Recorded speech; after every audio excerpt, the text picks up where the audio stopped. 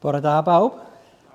Bore da. Braf eich gweld chi i gyd wedi troi mewn bore yma ac wedi'ch gwasgaru fel cyrrent mewn byn yn ôl y cyfarwyddiadau dyn ni'n ei cael. Dyn ni'n parhau yn llyfr y Salmau ac wedi bod yn edrych ar salmau cyfarwydd ac yn gosod yn bryd ac yn atgoffa'n hunain o'r hyn ddysgon ni o'r blaen, yr hyn sydd yn aros hefo ni. Ac erbyn heddiw bod ni'n symud at y Salm na gan Dafydd, Salm 51, lle mae o'n gofyn am drigaredd yr arglwydd tuag ato fo. Dowch i ni gael gair bach o weddi i ddechrau. O Dduw ein Tad, ni'n diolch i ti am bore newydd, yn diolch i ti am medru cyfarfod fel hyn yn denw. Yn diolch i ti o Dad am bawb sydd yn ymuno hefo ni'r bore yma. Ac dyn ni'n diolch yn ti'n arbennig yn bod ni'n gallu dod fel hyn o gwmpas dy fwrdd yn y man hefyd arglwydd. Lle bynnag yr ydyn ni, a chofio bod ni'n un yn dy gorff, yn un yn cael yn clymu gan dy ysbryd, ac yn un yn dy gariad i dy hun tuag atom. A dy fod ti gyda ni, ble bynnag yr ydyn ni. Arglwydd, cynorthia ni y bore yma i fod yn troi'n meddwl, yn gosod yn bryd, arna ti dy drigaredd a thras tuag atom, yn nerth yn wir i bob un ohonom, mwyn denw. Amen. Amen. Ac wedi gwneud yr person y taflunydd, Hywyn yn redundant bore yma, wedi cael clicker i symud y pethau bach ymlaen. A dyn ni'n diolch i bawb am ei paratoadau ar gyfer y bore yma hefyd. Clywif fydd yn dod i gannu'n y man. Falle daw Robin hefo hi. Da iawn, ardderchog. Na'n wrth y camera, Glenys wrth yr organ. Doli wedi bod yn paratoi efo gwin y Cymun. Gobeithio eich bod chithau wedi dod a bara hefo chithau hefyd. A bod na gyfle i chi os ydych chi yn gwrando arno ni adre, ac yn dilyn yn y fan honno i fynd rwan i nôl, neu os nad ydych chi wedi dod a rhywbeth i gymuno hefo ni yn bara ac yn rhywbeth i gyfateb i'r gwyn i ni gael ymuno hefo chithau hefyd sydd adre. Ac mae'n rhyfeddol dydy fel dyn ni'n cael yn ymuno hefo'n gilydd a dyn ni'n cofio bod ni'n un yn wir yn yr arglwydd lle bynnag rydyn ni bore yma. Yma yng Nghymru, yma yn Sir y Fflint, dros y byd yn gyfan. Dowch i ni symud at y Salm yma. Salm 51 bydd drigarog wrthyf a gofyn, pwy sydd i chi ystyried, pwy sy'n cael ei frifo fwyaf yn y Salm yma. Mae hi'n salm reit ro mewn gwirionedd o ran i emosiwn ac yn ymateb i ddigwyddiadau arbennig, lle mae Dafydd wedi cael ei hun mewn sefyllfa y bydde well gen fo beidio bod ynddo fo. Mae o mewn dipyn o dwll ac mae o wedi cael ei hun wedi suddo i lawr yn y twll yna'n cael ei argyhoeddi o'i fai a'i bechod. Os basach chi'n darllen yr 10 adnod cyntaf gyda mi ddarllenna yna yr adnodau sydd i ddilyn wedyn. Ond mi geisiwn ni ddarllen y 10 adnod cyntaf hefo'n gilydd. Bydd drigarog wrthyf o Dduw, yn ôl dy ffyddlondeb, yn ôl dy fawr dosturi, dileaf yn rhoseddau. Golch fi'n lan o'm drygioni, a glanhafu o'm phechod, oherwydd gwn am fy nhrhoseddau, ac y mae fy mhechod yn wastad gyda mi. Yn derbyn di, ti yn unig y bechais, a gwneud yr hyn a styru'n drwg, fel dy fod yn gyfiawn yn dy ddedfryd, ac yn gywir yn dy farn. Wele, mewn drygioni ymganwyd, ac mewn phechod y beichiogodd fy mam, wele yr wyt yn dymuno gwirionedd oddi mewn, Felly, disg i mi ddoethineb yn y galon, pura fi ag isop fel y bydda flan, golch fi fel y bydda bwynach na geira, par i mi glywed gorfoledd a llawenydd, fel y bo i'r esgyrn na ddrylliaist lawenhau, cuddiad y wyneb oddi wrth ym mhechodau, a dilea fy holl euogrwydd, crea galon lan ynof o ddiw, ro ysbryd newydd cadarn ynof. Ac ymlaen wedyn hefyd, yng ngweddi Dafydd. Paid am bwrw ymaith oddi wrthyt, na chymryd ysbryd sanctaidd oddi arnaf, dyrau mi eto o'r foledd dy iachawdwriaeth, a chynysgeidda fi ac ysbryd ifydd. Dysgaf dy ffyrdd ei droseddwyr, fel dychwelo'r pechaduriaid atat.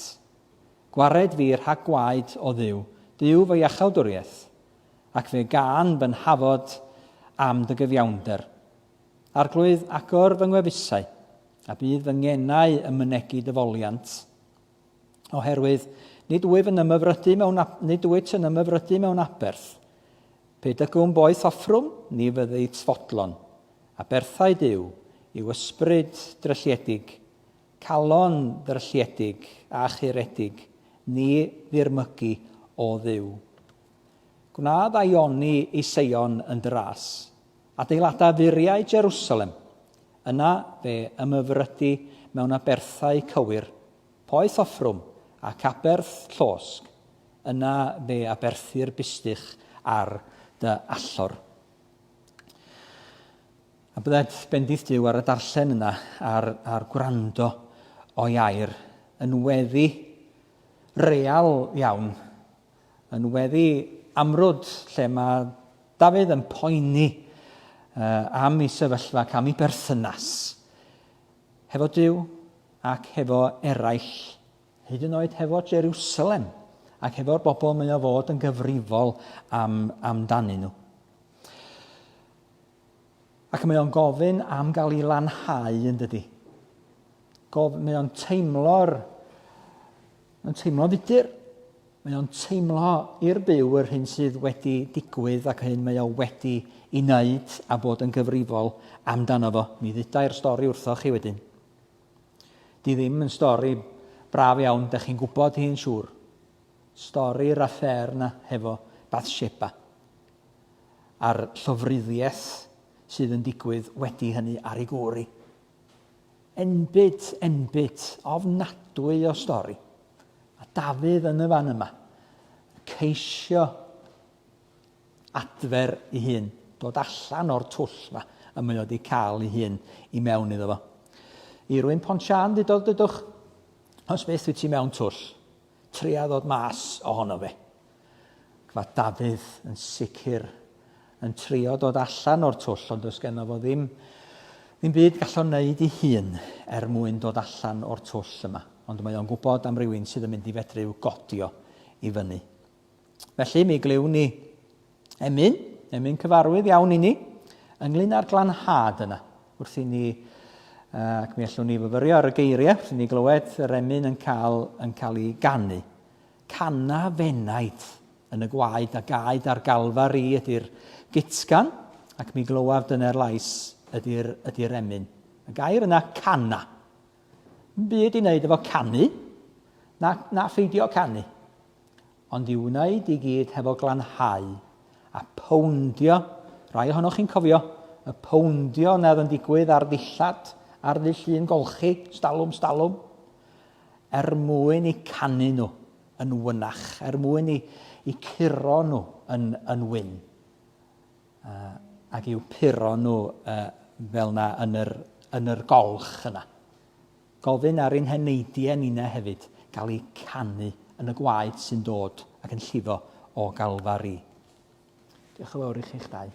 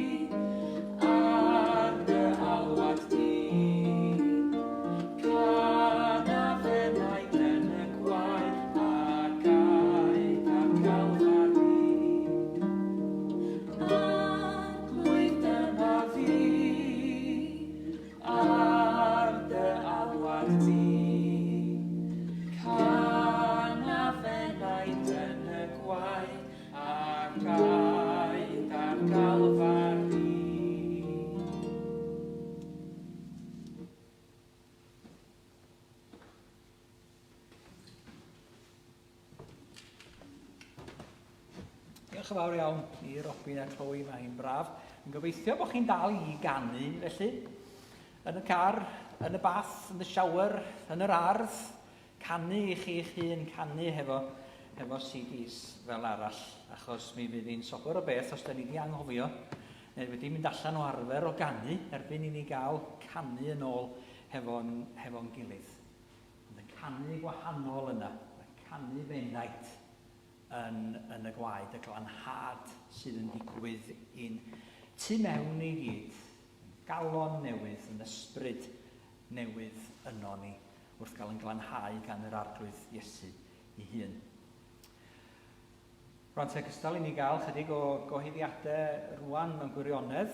Y Sul nesaf yma, mi fydd Nan, diolch yn fawr iddi hi, yn cymryd yr oedfa yn y bore yn y fan yma. Ond dyn ni rhyw fynd o Sul i Sul ac yn parhau tra medrwn ni a tra mae caniatad i wneud hynny. Sul wedyn, mi fydd hi'n ddiolchgarwch o ryw ddisgrifiad arno ni.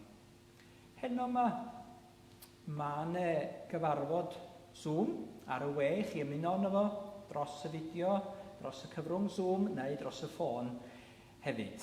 Fel eglwysi yn y Gogledd Ddwyrain, mae'n egroeso i bawb ddod i gael myfyrdod a chyfnod o weddi hefo'n gilydd, i wrando, i gyfrannu os hoffech chi tuag at y cyfarfod yna.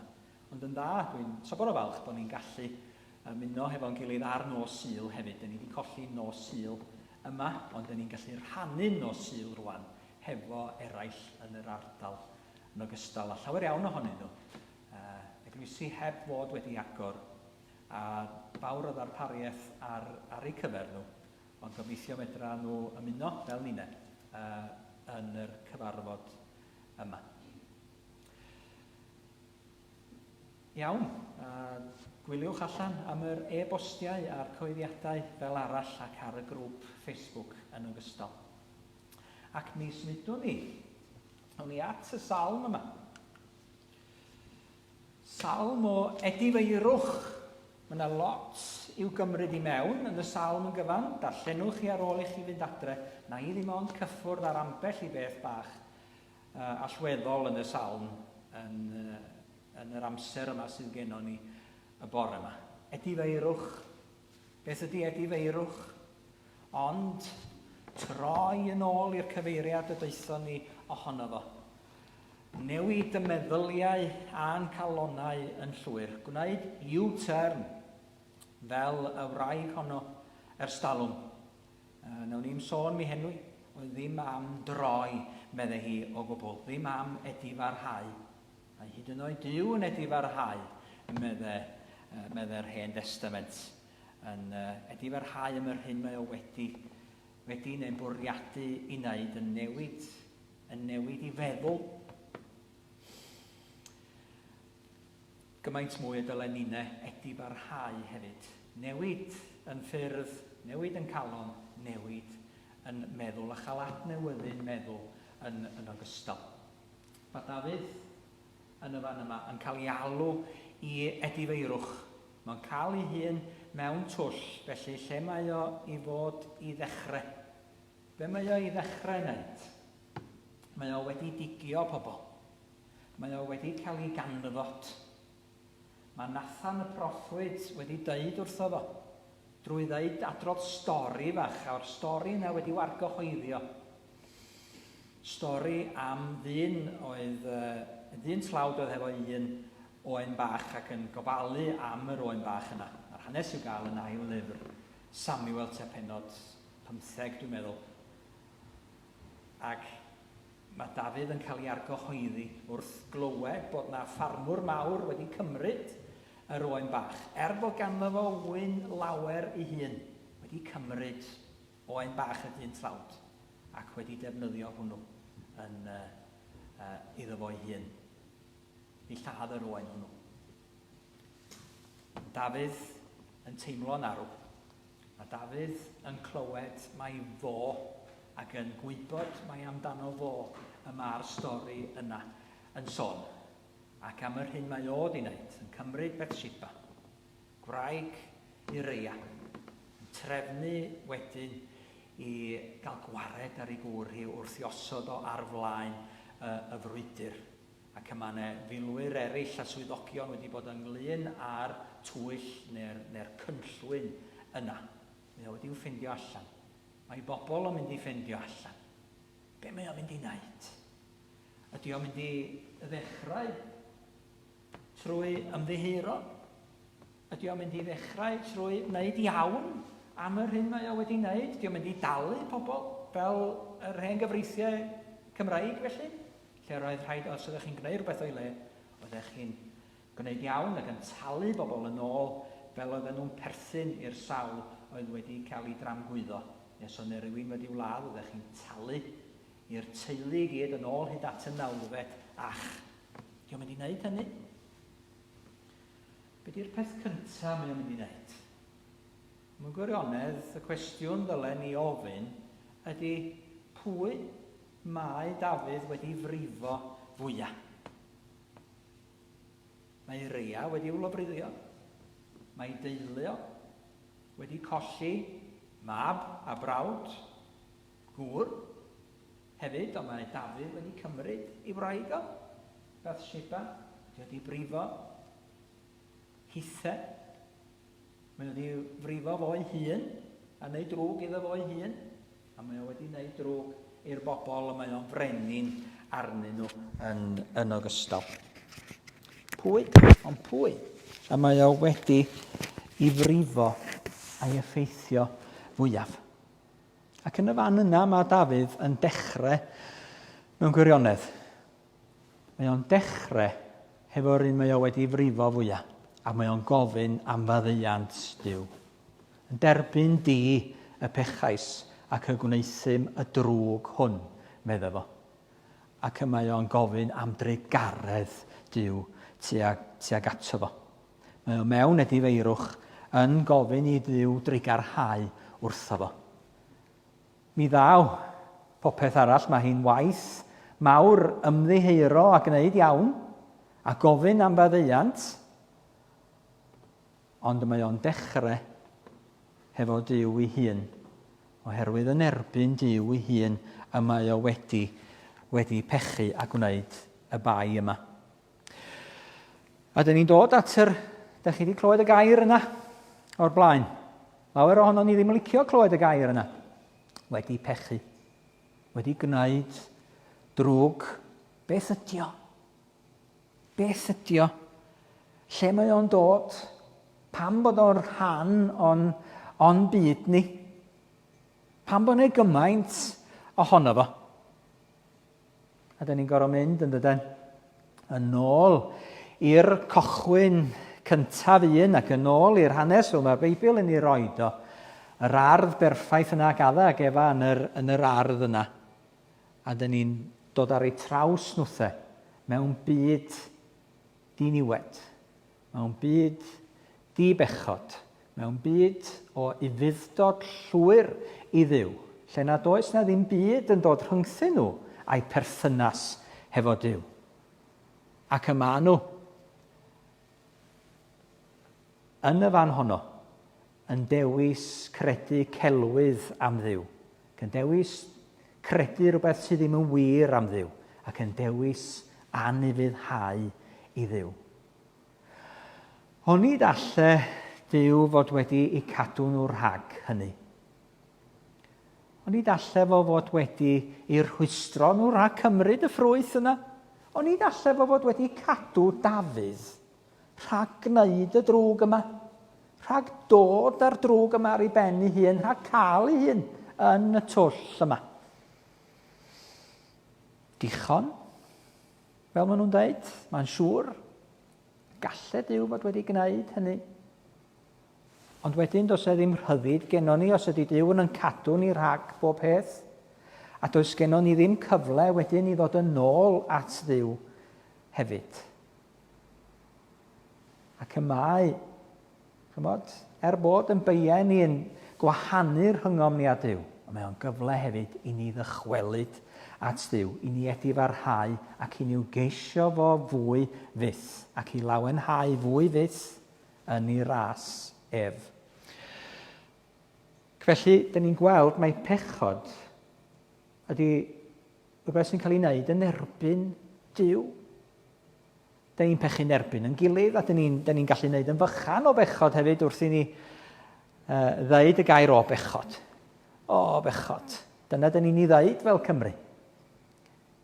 Ond mae pechod yn beth serious. Mae pechod yn rhywbeth sy'n effeithio ar yn perthynas ni efo Duw, creawdwr yn bydysawd, yn creawdwr ni ne, a'n perthynas ni gyd hefo'n gilydd. Yn sgil yr hyn mae addag Efa ni'n wneud. Mae nhw'n cael ei effeithio, nid yn syth, ond maen nhw'n cael ei effeithio yn y man, mae marwolaeth yn dod i mewn i'w byd perffaith nhw. A phethau tebyg i afiechyd, salwch, viruses debyg iawn. Nad oedd ddim yno o'r blaen yn dod i mewn i'r byd delfrydol yma. Ydyn ni'n meddwl am yr holl sydd yn rhan o'n byd syrthiedig ni. Maen nhw'n syrthio yn y fan yna, colli i coronau ac yn disgyn yn ei sefyllfa ger bron Duw, yn cywilyddio ac mae'n euogrwydd yn dod i'w rhan nhw. Maen nhw'n hunain yn cael ei effeithio. Maen nhw'n cuddio eu hunain, yn gwnïo rhyw ffedogau allan o'r dail amdanynt. Mae Dafydd yn cael ei effeithio hefyd. Ac mi welwn ni y symptomau yma gan Dafydd mewn gwirionedd. A mae o'n teimlo'n fudur, mae o'n teimlo yn bell oddi wrth Dduw. A mae o'n teimlo'n flinedig, a yna rhywbeth y tu mewn iddo fo, ni losgi fo. Mae yna euogrwydd y tu mewn iddo fo, oherwydd yr hyn mae o wedi ei wneud. Symptomau pechod ydy euogrwydd. Oedden ni'n gofyn y bore yma, gofyn wrth i chi ddod i'r capel, ydych chi'n teimlo'r gobeithio nad ydych chi ddim yn dioddef o'r symptomau yna. Symptomau y feirys yna. Neu sy'n eisiau'n dod i gyfyl ac ar gyfyl neb arall, ond cadw i chi'ch hunain. Symptomau pechod ydy euogrwydd, ac mae euogrwydd fel mae poen i'r corff yn dweud bod yna rhywbeth o'i le. Bod yna rhywbeth angen i drwsio a'i iachau yn ogystal. A'r hyn sydd angen i wella y mywyd Dafydd ydy berthynas efo Duw. A'r ffordd mae o'n dal perthynas efo Duw ydy yn ei ysbryd a'i enaid. Felly mae angen gwella i enaid o. Mae enaid o'n sal yn glaf. Euogrwydd fel mynyddoedd byd, meddai William Spantacelyn yn ei emyn. Drin ganu wrth y groes. Yr euogrwydd yma, dyn ni'n ei deimlo yn heneidiau yn hunain. Dydy o ddim i fod yno. Mae o fod i gael ei gyffesu, mae o fod i gael ei lanhau, dyn ni fod i ddod â fo at Dduw. A chael yn canu yn yr hyn mae'r arglwydd Dduw wedi wneud trosto ni. Ac felly, pwy sydd angen y feddyginiaeth yma hefyd? Y feddyginiaeth yma sydd yn cael ei chynnig i bob un ohono ni. Ac mi gredwn ni, oherwydd adda, oherwydd Efa, oherwydd y ddau na'n yr ardd, oherwydd effaith pechod ar y ddynoliaeth yn gyfan, bod pob un ohono ni wedi effeithio ganddo fo. Pob un ohono ni wedi'n tynnu lawr ganddo fo. Bod perthynas pob un ohono ni hefo Duw wedi effeithio ganddo fo hefyd. Ond mae yna feddyginiaeth. a'r feddyginiaeth ydy Gras Duw. Gwrthwyneb phechod. Yr opposite ar y pen a'r pegwn arall i bechod y mae Gras Duw. A diolch bod na feddyginiaeth i'w gael i'n cyflwr ni. Cyflwr pob un ohono ni oherwydd rydyn ni gyd wedi crwydro fel defaid. Fydde Eseia wrth gyflwyno'r feddyginiaeth sydd ar ddod yn yr un bydd yn cymryd yn beiau a'n doluriau a'n pechod arno fo'i hun. Ac yn llwyr glanhau ni trwy ei waed. Dyn ni gyd wedi crwydro. Mae o'n gyflwr arno ni i gyd. Paul sydd yn dweud wedyn nid oes un yn gyfiawn. Sa'n un yn gwneud fel mae Duw isio iddyn nhw wneud. Na, dim un. Felly, fel dyn ni gyd wedi cael nhw rhoi yn yr un gwch y misoedd diwethaf yma, neu yn yr un storm fel dwede ambell un, falle nad ydyn ni ddim yn yr un gwch, bod ni'n freintiedig iawn yn y cwch ydyn ni ynddo fo yng nghanol y pandemig yma, bod genno ni lawer i ddisgyn yn ôl arno fo. Ond neu lawer o rai eraill mewn stormydd, gwaith o lawer, na ni ne. Ond fel dyn ni gyd yn yr un storm, yn yr un man, dyn ni gyd yn disgyn yn bryn o'r nod yna sydd gan Dduw ar yn cyfer ni. Nod i sancteiddrwydd a'i berffeithrwydd ef ei hun, a'i gyfiawnder ef ei hun. Ond dyma o'r rhoi gras i ni yn yr hodd. Ac mae'r gras yna, nid yn unig bod yn dreigarog, bod yn lenient yma Duw hefo'i ras. Ond mae'r gras yna yn yn helpu ni. Mae'r gras yna yn nerth i ni. Dio ddim just yn glanhau ni ac yn maddau ni. Ond mae o'n rhoi nerth i ni, faddau eraill, maddau i'n gilydd, a gwneud fel mae Duw am i ni wneud, ac i air mawr rwan, marwhau yn pechodau. I'w gosod nhw'n y fan ac y dylen nhw fod. Pan ydyn ni'n dod at yr arglwydd Iesu Grist, pan ydyn ni'n dod ac yn ceisio i ras ef, a mae o'n rhoi y gras yna yn gymorth i ni, yn yr hodd, yr graslon am ddim, rhad i ni. Ac mae'r gras yna yn cynorthwyo ni i fyw yn bywydau bob dydd. Ac mi fydd y gras yma eto yn peri bod Dafydd yn cael byw o hyn allan, yn cael byw eto. Mi fydd, mae hyn wedi effeithio ar lot o bethau. Fydd pethau byth yr un fath cweit eto. Ond mi fydd o'n cael gras i fedru gwneud iawn, i fedru byw eto, i fedru gofyn am faddeuant i bobl, i wraig, i hun, teulu, yr un mae o wedi troseddu yn ei erbyn. Gras Duw yn cynorthwyo ni i fyw yn bywyd o ddydd i ddydd. A pechod ar yn aill ochr. Fydde Paul yn ei lythyr at yr Rhufeiniad, darllenwch y llythyr a'r penodau yna. Mae o yn mynd dan groen yr hyn sy'n cael ei gynnig i ni mewn gwirionedd. A'r clwy yma sydd yn perthyn i ni, a'r ffasiwn ras, gorlif o ras sydd yn cael ei gynnig i ni yn Iesu Grist. Dydy'r weithred sydd yn drosedd, meddwl fo, ddim yn cyfateb yn hollol i'r weithred sy'n ras. Dio ddim yn gyfartal. Oherwydd mae'n pechod ni'n y fan yma, a mae'r gras yn lawer iawn mwy na'r pechod yna. Mae'n ddigon i'w orchuddio fo yn llwyr ac i'w guddio fo ac i'w farwhau o. Mae o gymaint cryfach na'n pechodau ni, a dyna newyddion da, bod y gras yna yn cael ei gynnig i ni yn Iesu Grist, mab Duw, ac wedi costio iddo fo. A ydych chi'n gofyn, be di'r enfys yna? Symbol o ras Duw ydy hi. Be di'r groes yna? Symbol o ras Duw. Be di'r elfennau yma? Da ni wedi dod efo ni heddiw. Bara ac o win, symbolau o ras Duw tuag ato ni.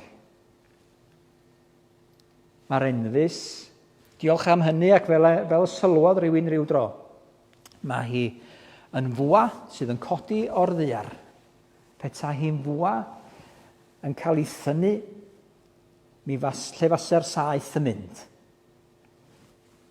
Mae'r saeth, os ydych chi'n tynnu bwa, yn cael ei yrru draw i'r cyfeiriad. Mae'r bwa wedi'w fflygu ynddi hi tuag ato fo. Mae'r fwa yna, y bwa sy'n cael ei gosod ar y ddaear yn enfys Gras Duw, yn pwyntio tuag at I fyny, yn pwyntio at Dduw ei hun, dydy? Fo ei hun sydd yn cymryd y saeth yna. Fo ei hun ac oherwydd dim yr arglwydd Iesu Grist wedi wneud ei hun. A mae'r bwa yna, diolch yn pwyntio ato ni. Nid ni sydd yn dioddau canlyniadau yn pechodau. Yr arglwydd Iesu Grist sydd wedi cymryd arno ei hun yn pechodau a'n beiau ninau. Dyma'r ffisig. Dyma'r vaccin i'n pechodau ni. Gras i'n harglwydd Iesu Grist. Gras sydd yn drech nag unrhyw bechod. A'r gras lle mae Duw yn cymryd y bai ei hun ac yn glanhau ninau. Ac yn peri bod Dafydd eto herwydd Gras Duw a'r addewid na o Gras Duw yn gallu gobeithio eto clywed gorfoledd a llawenydd. Gallu llawenhau yn yw. Bod eto mewn perthynas fywiol efo Duw. Bod eto'n un mewn ysbryd hefo Duw. Clywed yr llais yna'n galw arno ni. Cael canu I enaid yn y gwaed. Bydde di ni, bob un ohono ni, gymryd gafel yn y feddyginiaeth yma sydd yn cael ei chynnig I ni mor aslon. Gras Duw hun yn Iesu Grist. I ffitio'n cyflwr ni. I ateb yn hangen ni. Fel y gallwn ni daflud yn heuogrwydd. Fel mynyddoedd byd. A throi at y canu yna sydd i'w gael yn yr arglwydd Iesu Grist, a'r llawenydd sydd yn perthyn I ni, ynddo ef. Fe ddawn ni felly at y bwrdd yma, lle dyn ni yn dathlu yr hyn mae'r arglwydd wedi wneud troson ni a'r gras y mae o wedi iestyn tuag ato ni. A mae pethau'n symlach ac yn wahanol arno ni I pan oedden nhw ym mis Mawrth, pan oedden ni'n ymuno fo'n gilydd fel hyn, ddiwethaf I gymuno, dyn ni wedi cymuno ar y we, ond mae hi mor braf cael bod yng nghwmni'n gilydd, bobl yn ymuno hefo ni o lefydd eraill hefyd yn eu cartrefi. Gymuno hefo'n gilydd. Felly, iawn I ddilyn, drefn sydd yn y llyfr yma, ac ai ofyn I chi fod yn dilyn y sgrin yma os ydych chi'n gallu gweld ti hefyd. A cadrodd yr llinellau yna sydd wedi I dio fel ymateb mewn gweddiau a chyflwyno yn hunain fel hyn cyn I ni gymuno hefo'n gilydd. Dyn ni'n eich gwahodd chi. Mae yna wahoddiad I ni ddod. Hwn yw bwrdd yr arglwydd. Yn agored I bawb sy'n caru'r arglwydd Iesu Grist, yn ddidwyll ac yn ei broffesu ef yn arglwydd a gwaredwr. Yr arglwydd Iesu yn ein gwahodd I gyd I rannu yn y wledd. A daw, rhai o'r dwyrain, o'r gorllewin ac o'r gogledd a'r de, a chymryd ei lle yn y wledd yn heyrnas Dduw.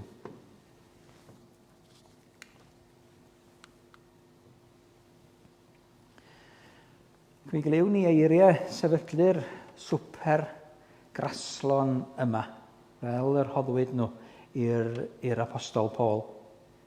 Oherwydd fe dderbyniais i oddi wrth yr arglwydd, yr hyn hefyd a draddodais i chwi, i'r arglwydd Iesu, nos y bradychwyd ef, gymryd bara. Wedi ddod ddiolch, fe torodd a dweud, hwn yw fy nghorff sydd eich mwyn chwi, gnewch hyn cof amdanaf. Yr un modd hefyd fe gymerodd y cwpan ar ôl swper gan ddweud, y cwpan hwn yw'r cyfamod newydd yn fy ngwaed i. Gnewch hyn bob tro ryfwch ef cof amdanaf, oherwydd bob tro byddwch yn bwyta'r bara hwn, ac yn yfed y cwpan hwn, yr ydych yn cyhoeddi marwolaeth yr arglwydd hyd nes y daw. Efelychwn felly esiampl ein harglwydd Iesu Grist mewn gair ac mewn gweithred, a bydde tangnefedd yr arglwydd gyda ni oll. Chi ni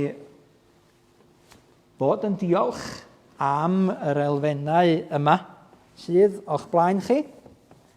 Os nad ydyn nhw o'ch blaen yna, stynwch at y gwyn sydd wedi baratoi ar yn cyfer ni'r barad ych chi wedi ddod eich hunain yr elfennau sydd gennych chi adref.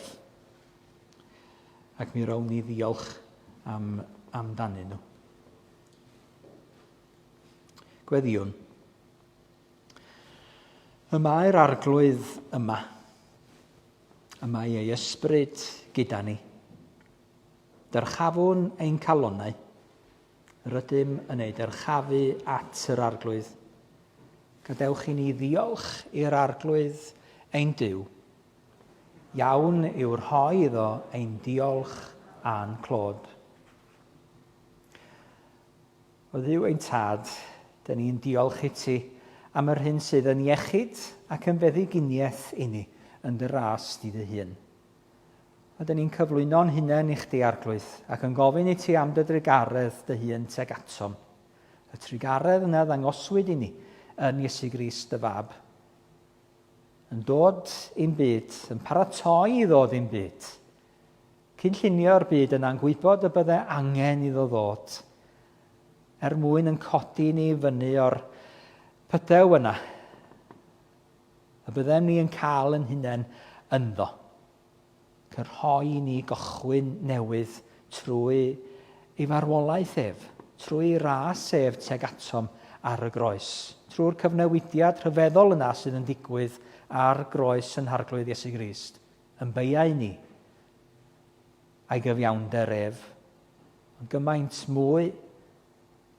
mwy o'r chuddio dros yn pechodau ni yw ei ras a'i gyfiawnder ef. Diolchwn i ti o dad. My fath newyddion da. My fath orlif o ras. A my fath feddyginiaeth. My fath iachad. My fath lanhau. Y fath buro sydd yn bosib. Y fath berthynas o lawenydd ac orfoledd sydd yn bosib. Oherwydd dy ras di tag atom. A'r gras yna sydd yn yno ni hefo'n gilydd ac yn ynerthu ni'na hefyd i fyw yn bywyd o ddydd i ddydd, yn ôl fel yr wyt ti yn harwain ni, i gyflawni dewyllus, ac i dyfoddhau di, ac i dyfwynhau di hefyd, arglwydd Iesu Grist. Ni'n meddwl ac yn cyflwyno'n byd toredig i chdi. Yn byd sydd wedi cael ei effeithio gymaint gan bechod a bai dynol ryw. O dad, tywallt dy ras, mendia'n byd ni. Mendia berthynas bobl hefo'i gilydd. Mendia berthynas teuluoedd, tylwythau, gwledydd hefo'i gilydd arglwydd. Dyro ras yn calonnau ni i gyd. Bendithia rhai sydd yn cyhoeddi gras ein harglwydd Iesu Grist heddiw yma. Y rhai sydd yn ei ddangos o, y rhai sydd yn ei weithredu fo arglwydd. Yn yr hyn oll maen nhw'n ei wneud. Helpa ni'na hefyd i fod yn weithredwyr dy ras a thair. Ac yn orthwya ni, wrth i ni gymryd o'r bara a'r gwyn yma, yn wir i ddiolch i ti am dy ddarpariaeth teg atom. I ddiolch i ti bod i ni y fath drigaredd, bod y fath y fath feddyg i'n heneidiau, yn yr un sydd yn fara'r bywyd, ac yn wir wynwydden i'n cynnal bob amser. Amen.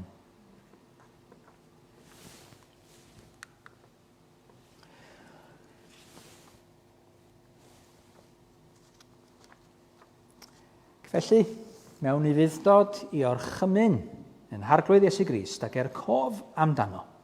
Yn ni'n dod ac yn gwneud hyn hefo'n gilydd. Yr hwn yn os y bradychwyd ef a gymerodd bara. Mwch afal ar eich bara.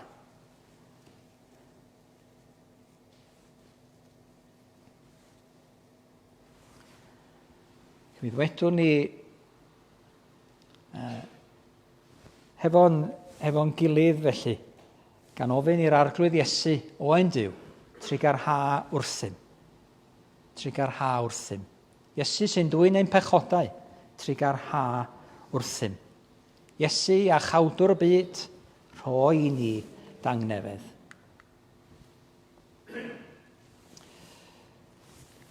Crist bara'r bywyd. Amen. Cymerwn bawb o'r bara.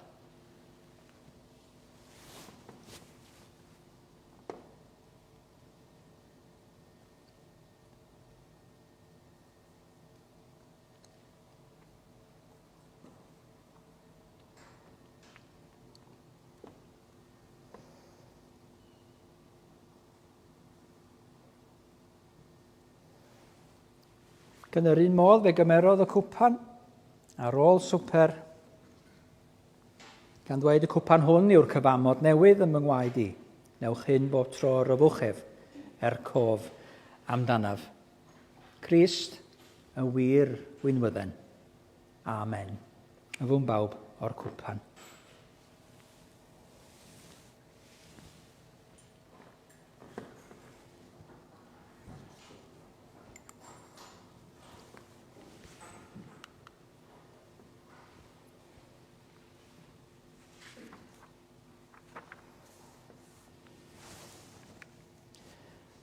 Efo'n gilydd.